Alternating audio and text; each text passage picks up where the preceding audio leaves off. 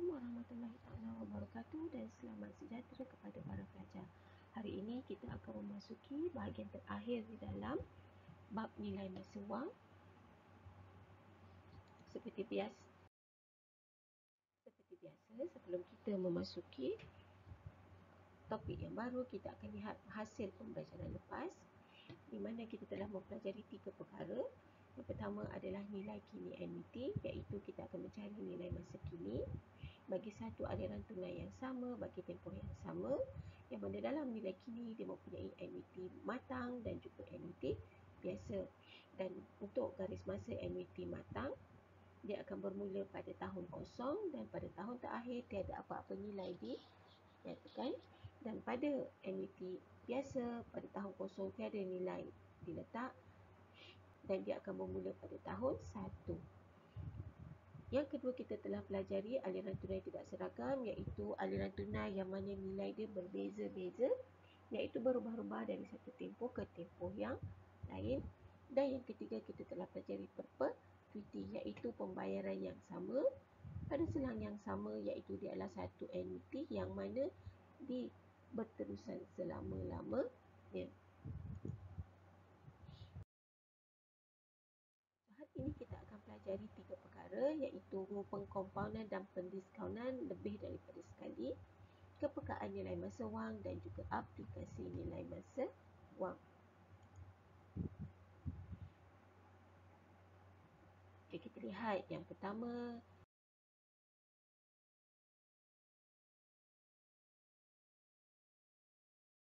Iaitu pengkompaunan dan pendiskaunan melebihi sekali. Apa yang dimaksudkan dengan pengkompaunan dan pendiskaunan ni melebihi sekali merupakan hadaf faedah yang diberikan oleh pihak bank ataupun akaun pelaburan lebih daripada sekali, iaitu dalam masa setahun dia akan bagi beberapa kali, mungkin 2 kali, mungkin 3 kali, mungkin 4 kali ataupun mungkin setiap bulan. Jadi apa yang akan berlaku sekiranya diberikan lebih daripada sekali setahun? Di sini tempoh masa ataupun N kita akan darabkan dengan M. M merupakan bilangan pengkompaunan yang dinyatakan. Kadar faedah ataupun I akan dibahagikan dengan M. Ini dapat kita lihat dalam jadual yang diberikan, yang mana sekiranya soalan yang biasa dia kata kadar faedah adalah untuk setahun, maka N kali I, N kali 1, I bahagi 1. Untuk semi tahunan, iaitu setiap 6 bulan ataupun 2 kali setahun, di mana kekerapan pengkompaunan adalah 2, maka N kita akan darab 2, I kita akan bahagi 2. Secara sukuan, N akan didarab dengan 4, I akan dibahagikan dengan 4, dan sekiranya secara bulanan, N akan didarabkan dengan 12 dan I akan dibahagikan dengan 12 ikut kepada bilangan pengkompaunan ataupun pendiskaunan setahun, iaitu kita panggil sebagai M. Kalau kita lihat untuk nilai masa depan bagi pengkompaunan melebihi sekali, kita akan menggunakan rumus amount sekaligus apabila soalan dia adalah sekaligus lah. So kita akan bagi lihat di sini, formula untuk FV adalah PV 1 tambah I. I akan dibahagikan dengan M. N iaitu tempoh masa akan dikalikan dengan M. Sekiranya kita menggunakan jadual faktor nilai masa wang, kita akan gunakan FV sama dengan PV, jadual FVIF, I bahagi M, N kali M. Yang mana FV merupakan nilai masa depan, PV adalah nilai masa kini, I adalah kadar faedah, N adalah bilangan tempoh, dan M merupakan kekerapan pengkompaunan ataupun pendiskaunan. Ini akan dinyatakan dalam soalan berapa kalikah kadar faedah akan diberikan dalam masa 1 tahun.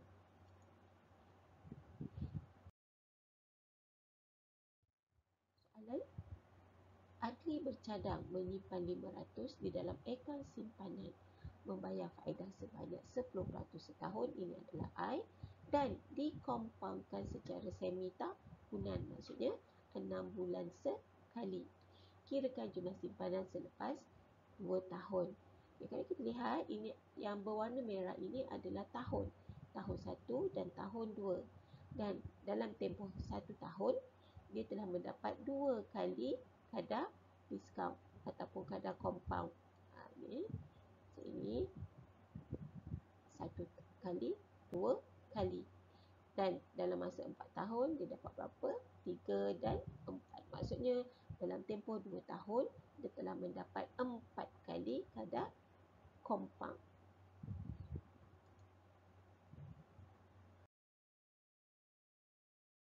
Apabila kita membuat pengiraan, yang pertama kita akan mengeluarkan maklumat-maklumat penting. PV adalah 500, I 10%, N2, M.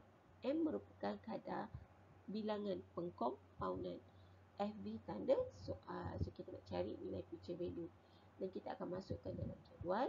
PV sama dengan FV I 10%. Kita akan bahagikan dengan 2N. 2 tahun kalikan dengan 2. Dan kita akan dapat dalam jadual faktor nilai masa wang, nilai tersebut adalah 1.2155, iaitu kita lihat apa? Kita lihat pada kadar faedah 5%. Dan kita akan dapat jawapan akhir 6077.75. Itu setelah kita membuat pengubahsuaian pada I dan juga pada N.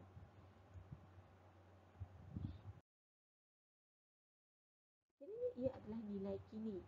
Kita akan gunakan rumus FV bahagi 1 tambah I bahagi dan M, N kali M. Dan untuk jadual faktor pula, FV PV sama dengan FV, PV FI bahagi M, N kali M. Sama sahaja seperti yang tadi, PV adalah nilai kini, FV nilai depan, I kadar faedah, M adalah kekerapan pengkompaunan dan N adalah bilangan tempoh. Oleh itu, kita masukkan dalam jadual rumus kita. Ini adalah maklumat-maklumat penting yang kita keluarkan. I 6%, N 4, M 2. Dalam jadual faktor nilai masa wang, I kita akan bagi 2, so kita dapat 3%. N kita akan kali 2, so kita dapat 8 tahun. Dan kita masukkan dalam nilai 0.7894. Akhirnya jawapan kita adalah 276.2.90. Okay. Hasilnya saja dapat mengikuti kadar perubahan bagi nilai masa depan dan juga nilai masa kini. Kita lihat pula yang kedua, iaitu kepekaan nilai masa wang. Kepekaan nilai masa wang, ini terdapat 3 perkara yang akan kita masuk, iaitu perubahan kadar faedah, perubahan tempoh dan juga perubahan amount. Yang pertama, perubahan kadar faedah. Dalam perubahan kadar faedah yang akan kita dapat itu berubah-ubah ikut kepada pihak bank lah. Kadang-kadang kita simpan dalam satu akaun, dia memberi kadar faedah 4%. Kita simpan dalam satu akaun pelaburan yang lain, dia akan memberi kadar faedah 10%. So itu adalah merupakan kadar faedah yang tidak sama lah yang diberikan oleh sesebuah institusi. Dan kadang-kadang kadar faedah ini dia akan berubah ikut kepada tahun. Kita menyimpan nilai duit dalam satu bank. Tahun pertama mungkin dia bagi 5%, tiba-tiba tahun kedua dia bagi kita 8%. So itu berubah. Dan dalam perubahan kadar faedah, kalau kita lihat nilai depan dia akan meningkat selari dengan peningkatan kadar faedah. Maksudnya adalah makin tinggi kadar faedah, makin tinggilah nilai masa depan. Makin rendah kadar faedah, makin rendahlah nilai masa depan. Bukan makin rendah. Maksudnya peningkatan kadar faedah itu nilai dia akan kecil berbanding dengan sekiranya kadar faedah yang tinggi. Pengkomponan kadar faedah menyebabkan nilai depan akan meningkat. Ni tadi yang saya nyatakan. Yang mana kalau kadar faedah kita makin lama makin banyak, maka nilai masa depan akan bertambah. Pada kadar yang semakin meningkat, apabila kadar faedah juga semakin meningkat. Untuk nilai kini pula, dia adalah mempunyai hubungan yang songsang dengan kadar faedah, iaitu semakin tinggi kadar faedah, semakin rendahlah nilai masa kini. Dia songsang, hubungan dia tak sama. Pendiskaunan kadar faedah menyebabkan nilai kini akan berkurang pada kadar yang semakin berkurang apabila kadar faedah semakin berkurang. Maksudnya kat sini adalah sekiranya kadar faedah yang diterima itu semakin tinggi, maka nilai faedah tersebut akan jadi semakin kecil nilai dia. Semakin mengurang, semakin sedikit. Kita lihat jika Encik Fitri ingin menyimpan 2,500 hari ini, berapakah jumlah yang bakal beliau perolehi dalam masa 10 tahun akan datang jika faedah tahunan berbeza? Ini maksudnya dia adalah soalan amount sekaligus. 2,500 adalah nilai present value, N adalah 10 dan I dia beri 3 keadaan. 10%, 8% dan juga 6%. Jadi para pelajar boleh cuba untuk menjawab kira berapakah nilai simpanan pada I 10%, I 8% dan I 6%.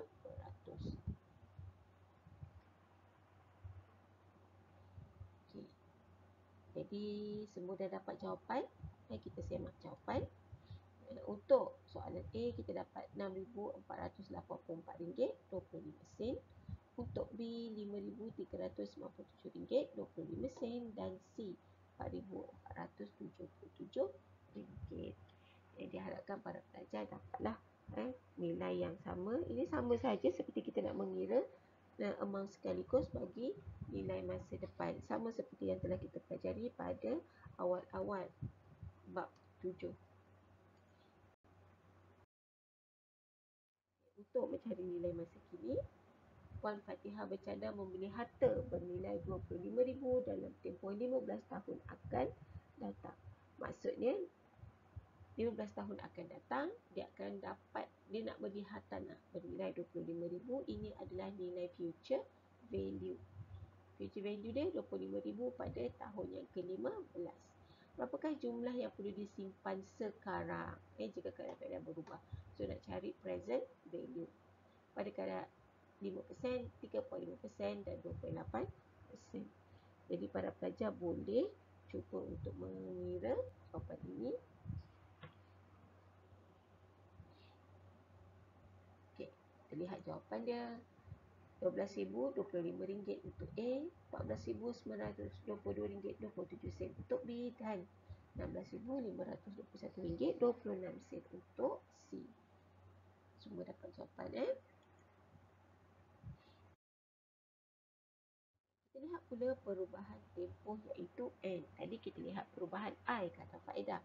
Sekarang kita lihat perubahan N. Apa yang akan berlaku sekiranya nilai N itu berubah? Kita lihat nilai masa depan mempunyai hubungan yang positif dengan tempoh. Maksudnya makin lama kita simpan, makin banyak nilai yang kita akan dapat pada masa akan datang.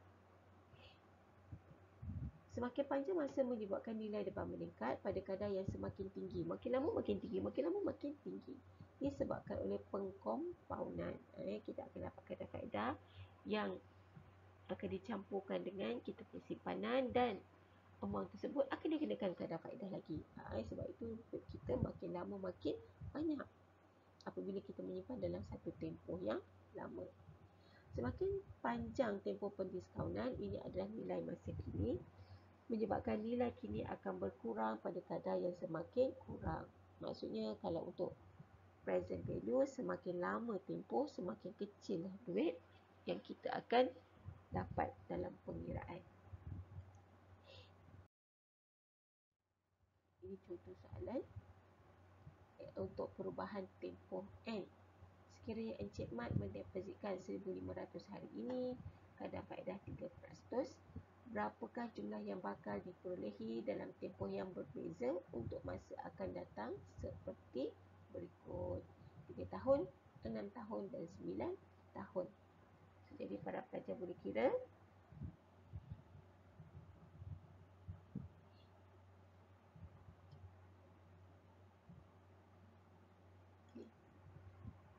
Jawapan dia adalah RM1,639.5.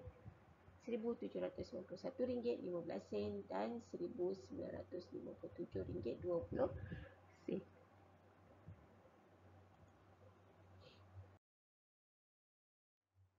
Sekiranya kita nak menyatakan, menzahirkan kenyataan perubahan kadar N dan I dengan satu graf, so ini adalah graf yang boleh kita lukis yang menggambarkan tentang perubahan I, kadar faedah, dan juga perubahan N iaitu tempoh masa.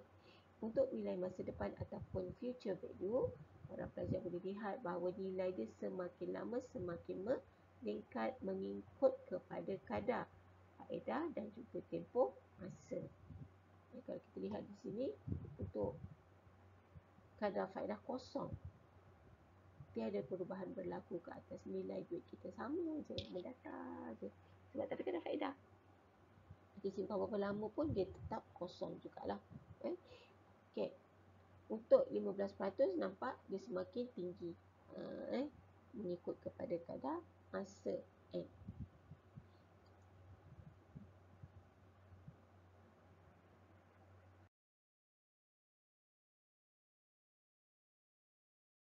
Ini adalah perubahan bagi nilai masa kini N dan juga I. So kalau lihat, dia adalah berkadar songsang tadi. Kalau kita lihat, makin tinggi kadar faedah, makin rendahlah nilai masa depan. Dia adalah berkadar songsang.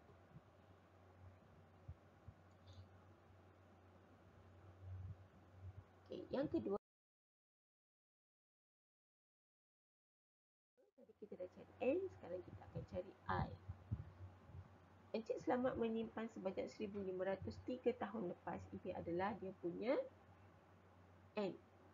1,500 ni adalah amount sekaligus. Nilai simpanannya kini ialah 1736.40. Maksudnya dia simpan 1,500 3 tahun lepas. Berapa nilai dia sekarang? Kadar compound adalah, kita kena cari berapa kadar compound dia. Okay, ini garis masa. Ini adalah 3 tahun lepas, sebab itu dia negatif 3. Kosong ini adalah masa kini. So 1,500 simpan amount sekaligus dan kita akan kira N. N dia adalah 1, 2, 3. 3N. Dan kita kena cari kadar faedah. Kita guna rumus F B sama dengan PV, F B I F I N. Kita akan dapat akhirnya jawapan kita adalah N adalah 5%. So untuk kaedah jadual faktor nilai masa wang, kita mesti jangan lupalah untuk menyatakan bahawa kita telah merujuk jadual FVIF supaya kita tak salah tengok jadual.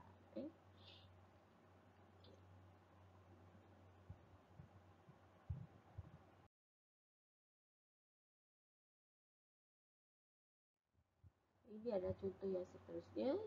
Ashraf menyimpan 2,200 hari ini dan satu akaun simpanan supaya pada penghujung tahun ke-13 jumlah simpanannya RM543.26. Hitung kadar faedah tahunan. Ini pun sama, kita akan mencari kadar faedah untuk simpanan amount sekaligus.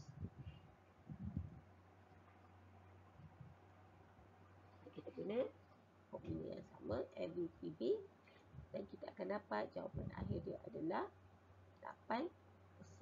Dan ini kalau kita merujuk kepada jadual apa ni? Jadual future value interest factor. Tapi sebenarnya kalau dalam soalan kadar faedah, kita boleh pilih nak guna yang mana satu. Nak guna jadual boleh, nak guna rumus pun boleh juga. Tiada masalah. Yang seterusnya kita melihat soalan. Jenny menyimpan sebanyak 2,000 dalam akaun simpanannya dengan kadar faedah 8% setahun. Berapa lamakah simpanan akan mencapai RM4,317.80. So di sini kita ada maklumat PV 2,000, kita ada maklumat FB 43,000, kita ada maklumat I iaitu 8%. So kita kena cari N. So, di sini seperti biasa kita akan keluarkan maklumat-maklumat penting Dan kita masukkan maklumat tersebut dalam formula. Kita lihat N kita akan dapat 10 tahun, di mana I 8%, N kita tak tahu berapa. So, jadi dalam jadual faktor nilai masa wang, kita akan kena mencari nilai yang menyamai dengan 4317.8 bahagi 2000. So, jadi bila RM4,317.80 kita bahagikan dengan 2000, maka kita akan dapat 2.1589. Nilai ini akan kita cari dalam jadual faktor nilai masa wang. Pada I adalah 8%. So, kita bawa tangan kita turun sampai bawah sampailah jumpa nilai 2.1589. Setelah kita jumpa, kita letaklah dia punya tahun. So, kat sini nilai ini adalah pada tahun yang ke-10.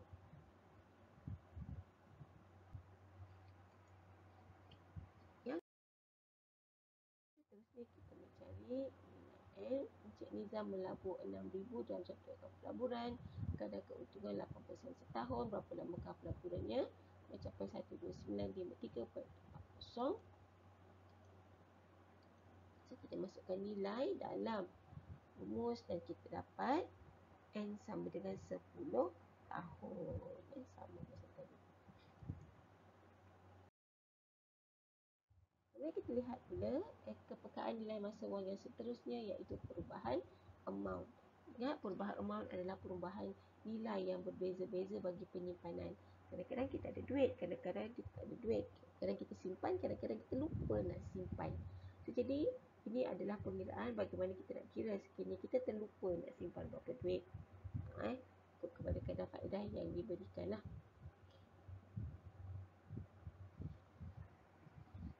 Amount pelaburan hari ini yang sedikit hari ini akan menyebabkan nilai masa depan yang kecil.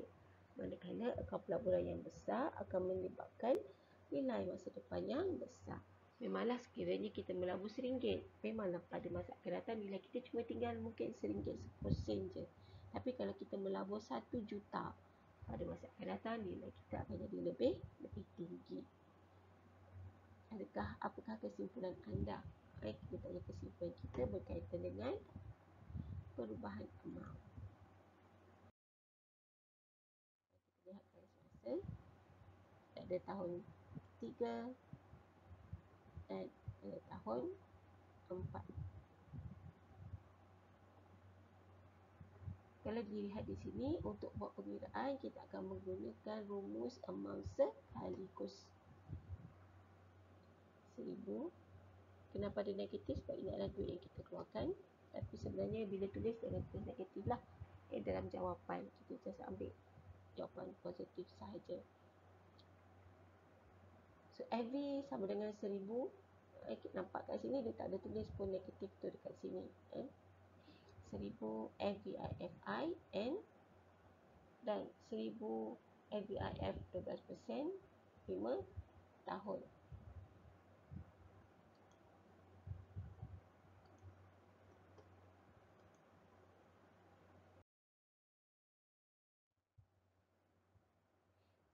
Yang kedua adalah simpanan ataupun tabungan. So, kita akan lihat sekiranya kita nak menyimpan, berapakah duit yang perlu kita simpan, apakah kadar faedah yang dia dapat, supaya kita boleh jangkakan berapakah kita punya simpanan pada masa akan datang. Dan kalau kita lihat Faiz, dia adalah seorang peniaga yang sangat berjaya, yang mana tiap-tiap tahun dia simpan.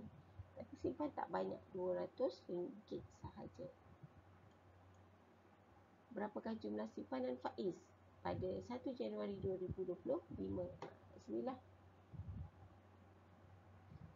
Pada tahun yang kelima, 1 Januari 2025.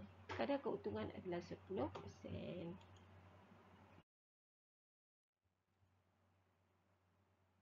Pertama kita akan lukis garis masa.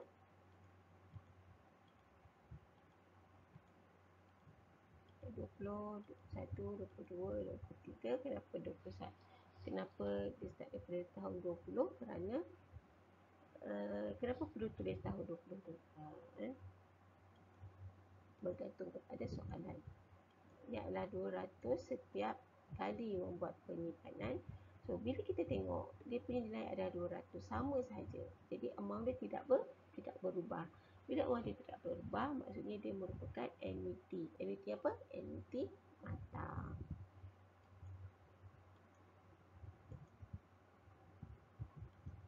So, kita lihat. Kita keluar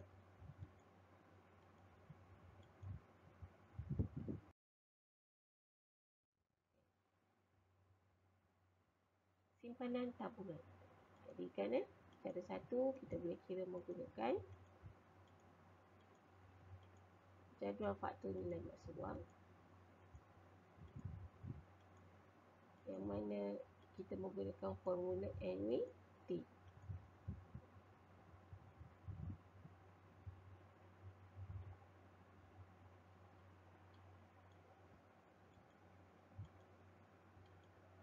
Dan cari masa depan. Yang tiang-tiang ni tak ada pun tak apa, yang penting ada nilai masa depan ni. X sama dengan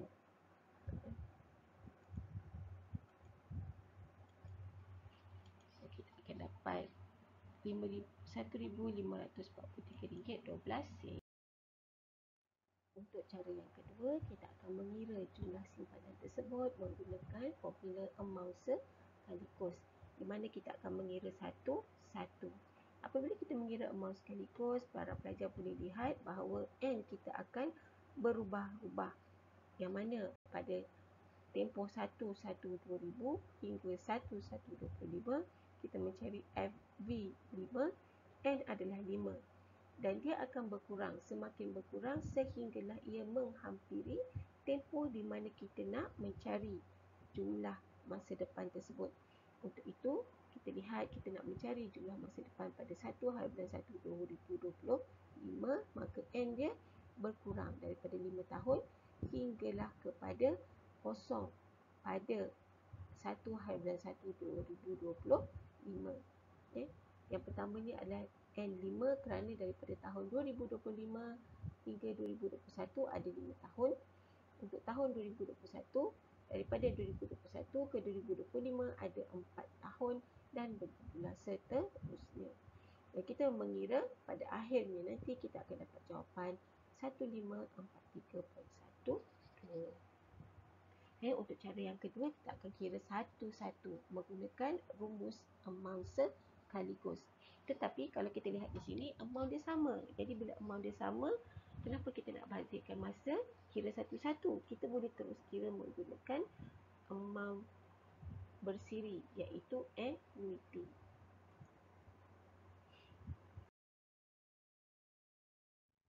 Yang ketiga, iaitu yang terakhir adalah pelunasan pinjaman. Jadi dekat sini kita akan lihat bagaimana kita nak melunaskan pinjaman sekiranya kita membuat pinjaman di bank.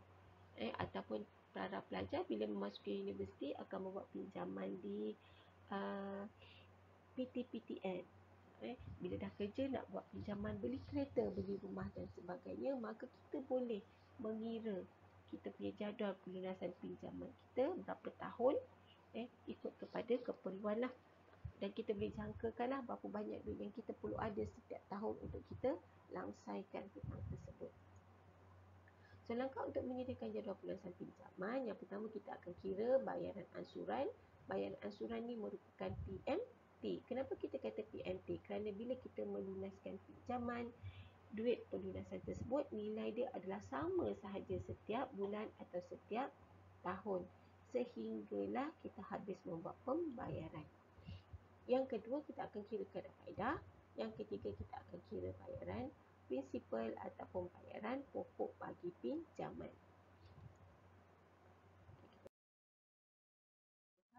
Jadual pelunasan pinjaman, soalan dia adalah Rusli membeli kereta RM25,000 dan membayar secara tunai RM15,000. Maksudnya harga kereta RM25,000, dia bayar tunai RM15,000, maka sebab lebihnya dia akan buat pinjaman. So, berapakah nilai pinjaman? RM10,000. Selebihnya akan dibayar secara ansuran tahunan. Yang ansuran tahunan ini adalah annuity selama 5 tahun N5. Bayaran pertama dibuat pada akhir tahun, maksudnya ini merupakan annuiti biasa dan kadar faedah 7%. Sediakan jadual pelunasan pinjaman. Yang pertama kita kena kira dulu. Nak kira apa? Kira bayaran ansuran tahunan. Jadi oleh kerana bayaran ansuran tahunan itu adalah secara berkala, amount yang sama, maka kita gunakan konsep PVA lah. Present Value Annuity. Annuity apa? Annuity biasa. So di sini kita ada PVA 10,000. Ini adalah nilai yang kita pinjam. Tadi 25,000 adalah harga kereta. 15,000 dia bayar secara tunai. Baki dia 10,000 dia akan pinjam dekat mana-mana institusi kerana dia tak cukup wang. So ini kita panggil sebagai PVA. Sebab bila kita pinjam duit, kita akan dapat duit tu hari ini. Bila hari ini dia jadi present value. I 7%, N5, so cari PMP. Kita akan gunakan rumus jadual faktor nilai masa wang, present value. Kita masukkan nilai. Cari nilai dalam jadual faktor dapat 4.1002 dan kita akan dapat PMP RM2,438.91. Okey, para pelajar dapat jawapan sama seperti saya.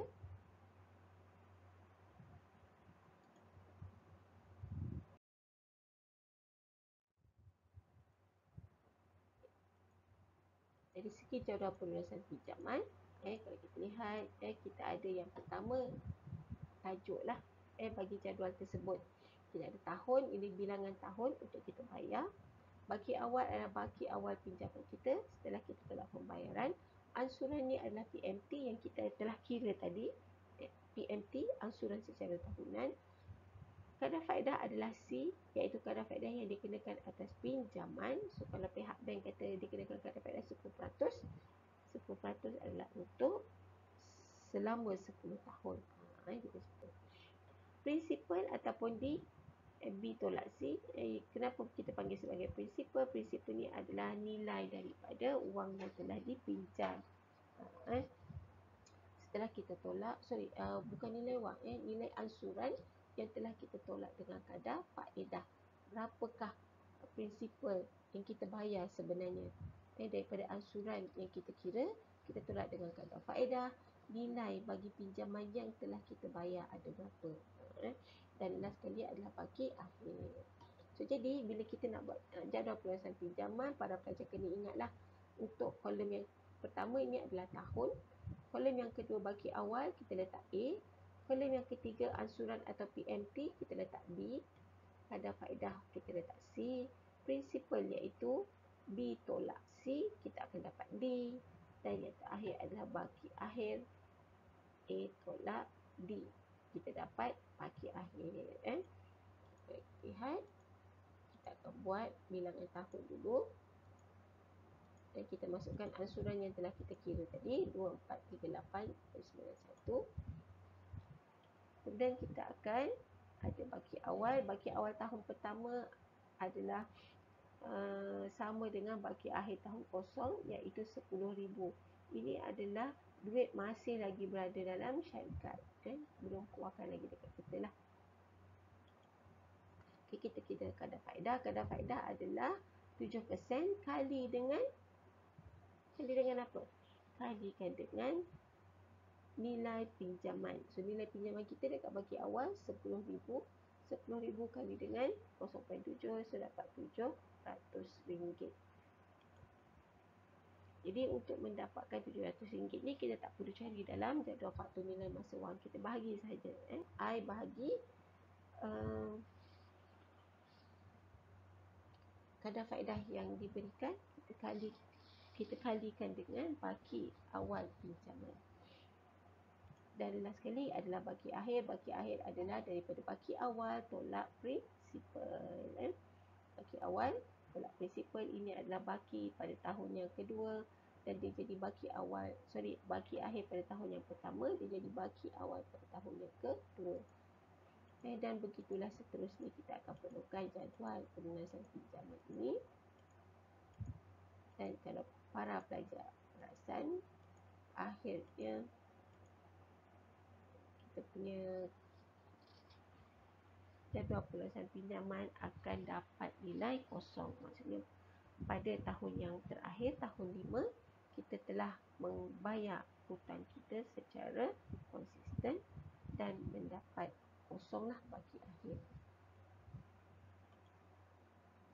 Daripada jadual di atas, cuba perhatikan corak pembayaran faedah dan prinsipal. Prinsipal yang dibayar pada setiap tahun, apakah yang digunakan? Yang boleh anda simpulkan. Okey, jadi daripada nilai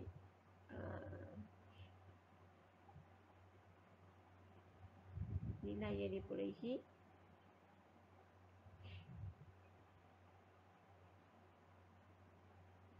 kita akan mencari ansuran tahunan dan kita bandingkanlah faedah dengan prinsipal. Kalau kadar faedah setiap tahun dia berubah nilai, walaupun kadar faedah dia tetap. Sebab kadar faedah kita akan kalikan dengan bagi awal. Makin banyak kesilapan dilakukan oleh pelajar dalam mengira baki akhir, maka kita akan dapat kadar faedah yang berbeza-beza nanti, ya.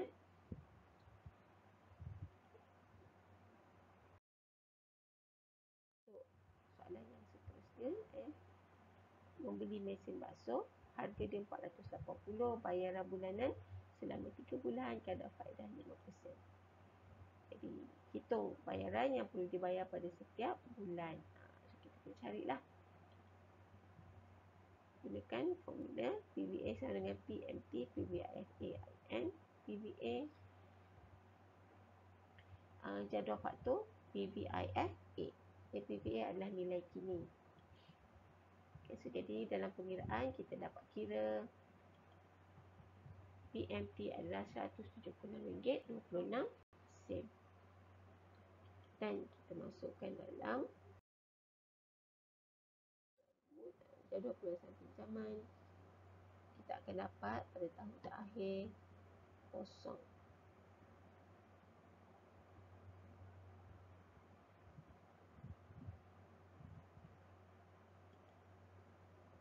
So, itu sahajalah kita punya pembelajaran pada hari ini. Habis bab 7 dan pada minggu hadapan para pelajar akan memasuki bab baru iaitu bab 8. Sekian, terima kasih. Assalamualaikum warahmatullahi wabarakatuh.